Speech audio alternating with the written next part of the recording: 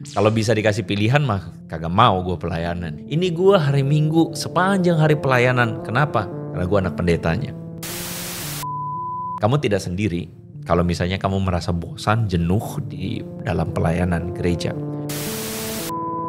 Ironinya dalam pelayanan ada orang yang mau meninggikan diri. Merasa ingin menonjol, merasa ingin makin lama makin tinggi. Bagi saya itu aja udah salah. Nah, jadi pelayanan itu apa?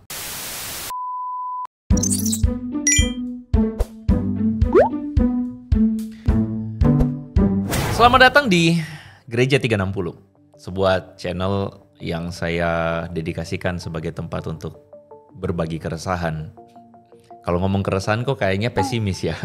Tetapi sebuah channel yang saya dedikasikan untuk berbagi pikiran, berbagi wacana. Karena saya percaya bahwa keresahan itu tidak selalu buruk.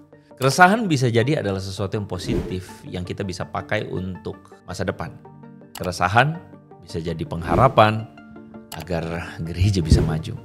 Namanya Gereja 360, artinya di sini saya akan berbagi berbagai macam perspektif atau sisi sudut pandang yang bisa jadi tidak mampu dilihat oleh gereja, oleh pendeta, oleh rohaniwan, oleh aktivis majelis, bahkan mungkin teman-teman anak-anak generasi kaum muda yang ada di gereja hari ini.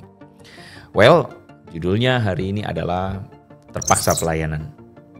Teman-teman, saya melihat bahwa tidak sedikit anak-anak kaum muda hari ini benar-benar terpaksa pelayanan.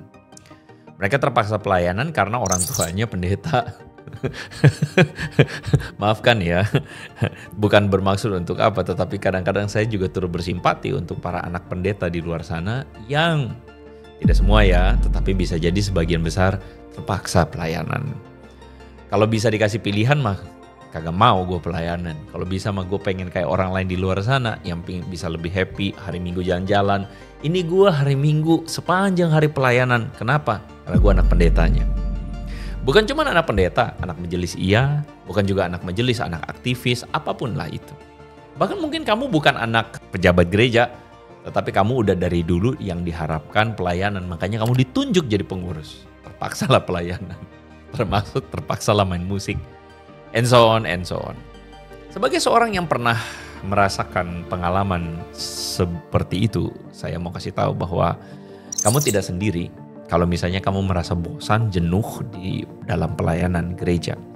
Ada masa di mana saya bahkan bolos ibadah gereja karena merasa bahwa gue juga bisa dengerin firman di tempat lain. Bahkan kalau zaman sekarang kan bisa pakai YouTube ya. Well, kejenuhan. Ketidakmampuan kita untuk melihat pelayanan itu sebagai sesuatu yang kehormatan, sebuah proses. Saya ngerti. Tapi izinkan saya ngobrol dari hati ke hati sama teman-teman soal buat teman-teman yang merasa terpaksa pelayanan karena gak ada orang atau ditunjuk begitu. Pada akhirnya saya percaya bahwa kita harus punya sebuah perspektif yang benar tentang hidup. Kalau kita menjalani hidup tanpa perspektif yang benar atau dasar kebenarannya sudah salah, maka saya rasa gak heran sih kalau kita hidupnya tuh jadi kesana kemari, makin kesini makin kesana, ya kan? Nah, maksud saya adalah bagaimana kita melihat hidup itu penting. Bagaimana kita melihat hidup itu, untuk apa saya ada itu penting. Dan bahkan bagaimana kita melihat hal apa yang paling penting yang saya harus perjuangin dalam hidup itu penting. Kadang-kadang kita cuma bisa mampu melihat hidup itu berdasarkan asik gak asik. Asik pun berdasarkan nilai-nilai yang kita punya.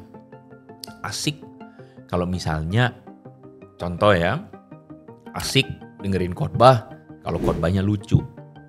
Kalau khotbahnya gak lucu, ya asik. Tanpa sadar, kita tidak lagi membuat diri kita melihat apa yang paling esensi. Kita akhirnya cuma melihat pada sisi hiburan. Dan tanpa sadar, kita punya sebuah nilai kebenaran yang kita anut, yaitu segala sesuatu harus menghibur saya. Nah, kalau misalnya kita punya dasar pikir sebagai semuanya mesti saya dihibur, maka saya pikir engkau akan jadi orang yang paling tidak bahagia di muka bumi karena kamu menuntut segalanya mesti menghibur dan asik buat kamu. Nah, itu yang saya maksud adalah sesuatu yang tidak akan pernah ada ujung. Tidak bermaksud untuk menghakimi teman-teman, tetapi saya pikir ini mesti dibenerin dulu. Kalau hidup itu adalah untuk kemudian punya arti, punya makna dan kekal. Nah, kalau kita sama-sama setuju dengan itu, maka kita harus mengerti bahwa hidup itu butuh bertumbuh di dalam Tuhan. Butuh kemudian kita menghidupi hidup yang kemudian berarti. Nah, karena itulah saya sedang membicarakan tentang apa? Saya sedang membicarakan tentang bagaimana kita belajar. Bagi saya pelayanan itu adalah proses belajar, teman-teman. Pelayanan itu adalah proses di mana kita bisa growing, bayar harga. Pelayanan itu adalah proses di mana kita menundukkan diri, tidak ikut ego sendiri. Namanya juga pelayanan.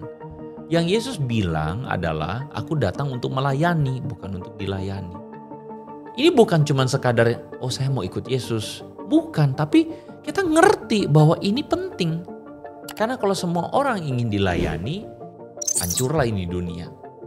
Tapi kita kan menjadi anak-anak yang dipanggil untuk berbeda dari dunia, supaya kita itu bisa melayani, kita bisa dengan lebih humble melayani, kita bisa dibentuk Tuhan.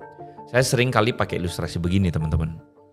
Kalau suatu saat kamu jadi bos, tidak ada yang akan tunduk tidak ada yang akan melawan sama kamu. Apa yang kamu bilang A, semuanya ikut A.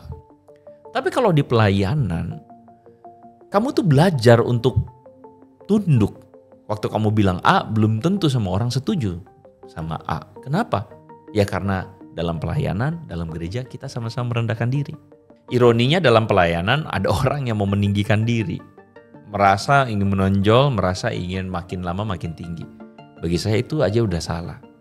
Nah, jadi pelayanan itu apa? Pelayanan itu bagi saya adalah kemurahan Tuhan, kebaikan Tuhan untuk membentuk hati kita supaya kita bisa tetap di jalur dan rel yang benar. Bagi saya pelayanan itu adalah bukan karena kita tuh hebat-hebat amat untuk kemudian seakan-akan kita dibutuhin. Enggak. Semua dari Tuhan. Waktu dari Tuhan, kekuatan dari Tuhan, harta dari Tuhan. Kalau semuanya dari Tuhan, emangnya kita berkorban apa? Ya kita sebenarnya enggak berkorban amat kok. Dan lagi pula menurut saya sih Tuhan gak butuh-butuh amat sama kita. Kita yang butuh Tuhan, kita yang butuh pelayanan. Saya ngomong ini bukan bermaksud untuk kemudian tidak simpatik ya teman-teman. Buat kalian yang merasa terpaksa pelayanan.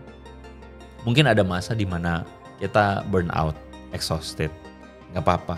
Bicarakanlah sama pemimpin rohanimu, bicarakanlah sama orang tuamu mungkin, atau bicarakan sama komunitasmu teman-teman. Dan temukan solusinya bagaimana caranya supaya saya gak burn out. Bagaimana caranya supaya saya ini gak kerja sendiri.